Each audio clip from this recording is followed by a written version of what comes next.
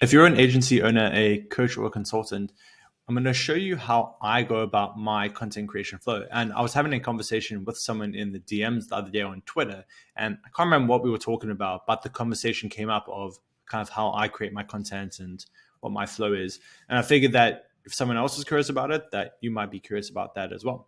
So you can see here on this Miro board, and I'm going to go into each of the tools I use as well for each of these things. But you can see here, my Twitter flow. This is my personal content creation flow. It starts all from Twitter. And I think this is the same as Alex Hormozi. He also mentioned, and it's the same for me. I find that it's easier for me just to throw down any thoughts or any ideas onto Twitter. It's got a super short life cycle, and there's the barrier to entry on Twitter is very low. It's just characters. So you don't have to overthink it too much. You just kind of throw out any idea. That's my approach to it. Any relevant idea, obviously. And based on if it gets a good response or if I just like the idea, if I felt I could have expanded on it further, then it's going to start. I'm going to put that down, note that down to become either a YouTube short or reel. And also, obviously, I cross-post all my stuff. But then from there further, if I really like the idea, as I was just saying, it's going to potentially become a longer video. And then also turn that into emails for my newsletter and also blog articles. I'm more inconsistent with the blog articles, but the email marketing and the shorts I'm pretty consistent with. So you can see here, everything for me starts on Twitter. So if you want to help me get to 1,000 followers, that'd be awesome. Go check me out. But you can see here, I use my Twitter quite deeply, and that pairs very closely with my hype theory. Hype theory makes it much easier for me to post. And I'm going to show you how that works. In that I've got my client testimonials in here. Also, I've got on my website, I've got that same page with all these same pictures of client testimonials. And I've got little screenshots of things I'm sending out for clients. And again, it comes from the perspective of if a client has struggled with this, or I had to kind of work through something and solve it, then someone else is probably going to have the same problem. And I was doing that for a while on my YouTube as well, in that I'll just create tutorials around things I was solving for clients. And you can see here, so as I was saying, I will put things out on Twitter, and that all starts from my hype theory. I've got nothing in my queue right now. I need to actually finish it.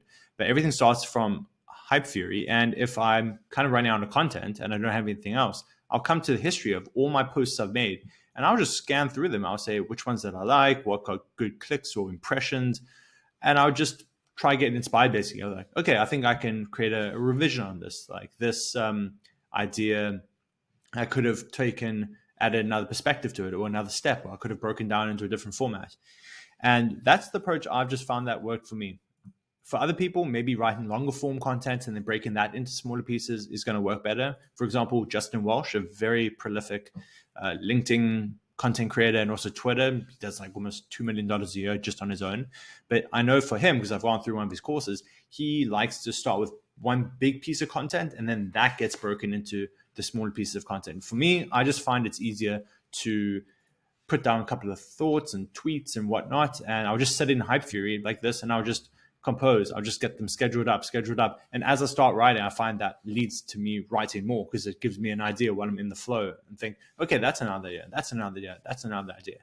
And then once I like a tweet, I'll actually once a tweet goes out and does quite well, I just like the idea, then I might convert it into my shorts. You can see I've got quite a lot of YouTube shorts.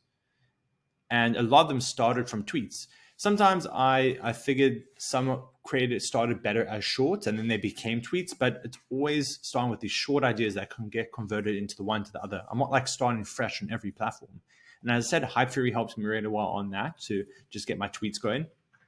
And then when it comes to actually posting my content, I've put out another video about this, but I set up a little ClickUp board because I figured my mindset is I've already created this content. Maybe it's not the perfect format for other platforms. For example, if I create something for IG, people expect something slightly different on TikTok and they expect something slightly different on LinkedIn, but whatever. I just cross post because I figure the more eyeballs, the better, the more impressions, the better. So I've also got a little ClickUp board, which you can see the other video about, where I just schedule everything up and I make sure things get as much distribution and cross exposure as possible.